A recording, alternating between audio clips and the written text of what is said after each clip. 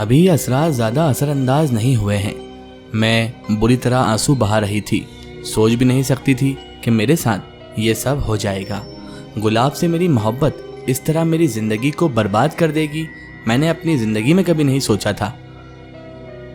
پھر میرا شوہر پریشانی سے مولوی صاحب سے کہنے لگا، مولوی صاحب آپ ہی میری بیوی کا علاج شروع کریں۔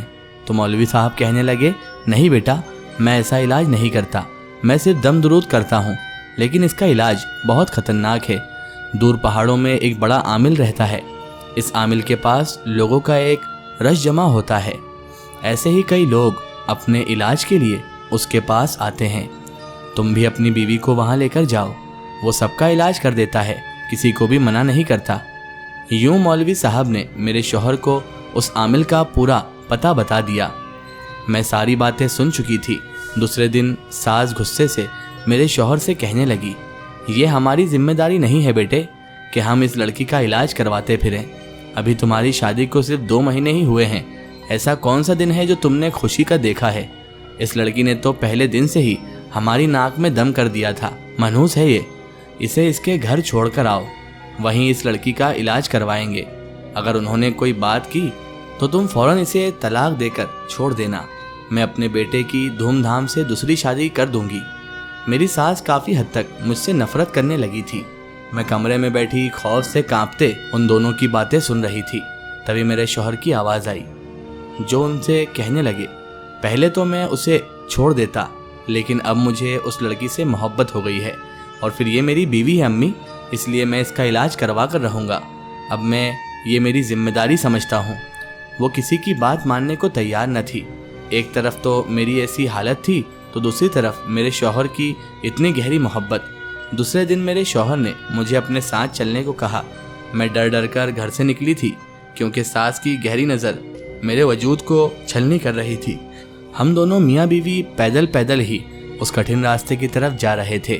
میں بری طرح تھک گئی تھی، لیکن اچانک ہی میری طبیعت خراب ہونا شروع ہو گئی۔ جب ہاتھ پاؤں میں پسینے اور کندھوں پر بے حد وزن محسوس ہونے لگا، میرا شوہر سمجھ گیا کہ وہ اثرات مجھ پر حاوی ہو رہے ہیں، اب یہاں پر میرے اوپر حاوی ہونا شروع ہو گئے ہیں۔ تو وہ کہنے لگا، ہمت کرو اور خود کو اس کے سامنے کمزور نہ کرو۔ یوں بڑی مشکل سے میں ان کے ساتھ چلتی جا رہی تھی۔ پیدل پیدل ہی چلتے چلتے ہم بہت آگے نکل آئے تھے۔ ایک طرف تو کچار سا راستہ تھا تو دوسری طرف دور دور تک پھیلی ہوئی جھاڑیاں۔ نہ جانے اس راستے کی طرف کوئی رہتا بھی تھا یا نہیں، کیونکہ آس پاس تو کوئی بھی نظر ہی نہیں آ رہا تھا۔ ہو سکتا ہے میں تھکن سے چور چور ہو گئی تھی، لیکن اچانک ہی میری آنکھوں نے حیرت انگیز منظر دیکھا تھا جب میں نے دور سے لوگوں کا ایک ہجوم دیکھا۔ وہاں عجیب سی پہاڑیاں بنی تھی، لال لال سی پہاڑیاں جو شاید یہاں کی مٹی کی وجہ سے نظر آتی ہیں۔ طرح طرح کے لوگ اس جگہ پر موجود تھے۔ اس پہاڑوں میں بنے ہوئے غار کے اندر وہ عامل رہتے تھے۔ تبھی میرے شوہر نے پاس سے گزرتے ایک آدمی سے پوچھا کہ یہ وہی عامل ہے جو آسیب زدہ لوگوں کا علاج کرتے ہیں؟ تو وہ کہنے لگا، ہاں ہاں، میں بھی اپنی بیٹی کو لے کر آیا ہوں، بڑا پریشان تھا۔ میری بیٹی ایک دن لکڑیاں جمع کرنے جنگل میں گئی تو وہیں پر اس کے پیچھے ایک جن زادی لگ گئی۔ اس کا کہنا تھا کہ میری بیٹی کی وجہ سے اس کے بچے زخمی ہو گئے تھے۔ یوں وہ میری بیٹی کو مسلسل تنگ کیے جا رہی تھی۔ میری جوان خوبصورت بیٹی تھی، چند دنوں میں ہی اس کی حالت خراب ہو گئی۔ جب جگہ جگہ دکھاتا پھر رہا تھا، لیکن اس عامل کے پاس آیا تو اس کی طبیعت بہتر ہونے لگ گئی۔ وہ بہت اچھا ہے، بہت اچھے طریقے سے لڑکیوں عورتوں کا علاج کرتا ہے۔ اس آدمی نے بڑی تفصیل سے یہ سب بتایا تھا۔ میں بھی مایوسی سے اس کی یہ کہانیاں سن رہی تھی۔ یہی سب تو میرے ساتھ بھی چل رہا تھا۔ میرا شوہر میرے لیے کس قدر پریشان تھا۔ شاید اس کی محبت نہ ہوتی تو ابھی میں اپنی ماں کے گھر طلاق یافتہ بن کر بیٹھی ہوتی۔ اب ہم اپنی باری کا انتظار کرنے لگے۔ شام کے ملغجے سائے ہر طرف پھیلنے کو تھے، کیونکہ ہم صبح نکلے تھے، لیکن پیدل ہی پیدل یہاں پہنچنے کی وجہ سے ہمارا بہت وقت ضائع ہو گیا تھا۔ اب میری حالت بھی خراب ہونا شروع ہو گئی تھی۔ میرا بس نہ چل رہا تھا کہ میں اٹھ کر یہاں سے دور بھاگ جاؤں، لیکن شاید شوہر کی محبت کی طاقت مجھے اس کے ساتھ رکنے پر مجبور کر رہی تھی۔ پھر آخر کار میری باری بھی آ ہی گئی تو میں اس عامل کے سامنے جا بیٹھی۔ وہ سفید لباس، سفید داڑھی والے ایک بارش بزرگ تھے، ہاتھ میں سفید موتیوں کی تسبیح لیے بیٹھے تھے۔ ये मेरी तवक्को के बिल्कुल उल्टे थे, क्योंकि मैं समझ रही थी कोई जवान मर्द आमिल होगा जो इतनी उम्र में ये सब काम कर रहा होगा, लेकिन यहाँ तो बारेज बुजुर्ग मोतियों की तस्बीह लिए बैठे थे। उन्होंने बड़े प्यार से मेरे सर पर हाथ रखा और कहने लगे, बताओ बेटी, क्या मसला है तुम्हारा? तुम्हारे साथ क्या हुआ है? मैं बुरी तरह घबरा गई। आज तक मैंने किसी से भी ऐसी बातें ना की थी। फिर मेरा शौहर कहने लगा, बाबा जी, मेरी बीवी एक सीधी साधी लड़की है।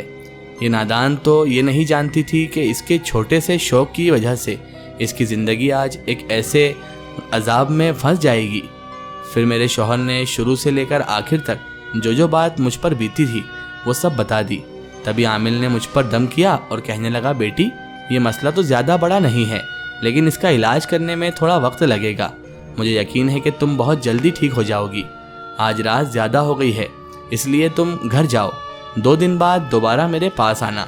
उसके बाद मैं तुम्हारे लिए इलाज करना शुरू करूँगा। उसका सबब जान सकूँगा कि वो असरात तुम पर कैसे हावी हुए या किस जगह से तुम्हारे साथ जुड़ गए हैं। मैंने तुम पर एक अमल कर दिया है। मुझे नहीं लगता कि वो अब तुम्हारे नज़दीक भी आ सकेगा, इसलिए तुम बेफिक्र होकर उसे अपने साथ घर ले जाओ। लेकिन इस बीमारी में उसे तुम्हारे साथ की ज़रूरत है, इसलिए कभी भी दूसरों की बातों में आकर इसका साथ ना छोड़ना। वो मेरे शौहर को ये सब समझा रहे थे।